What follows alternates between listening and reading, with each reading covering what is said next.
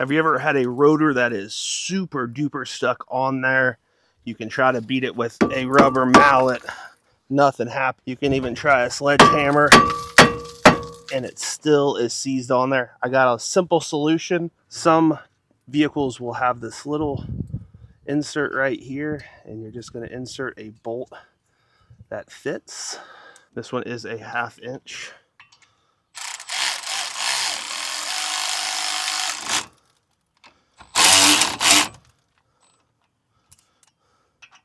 And it'll get to the back of that plate and then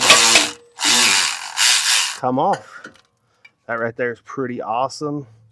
Go ahead and remove the bolt so we can use it on any of the other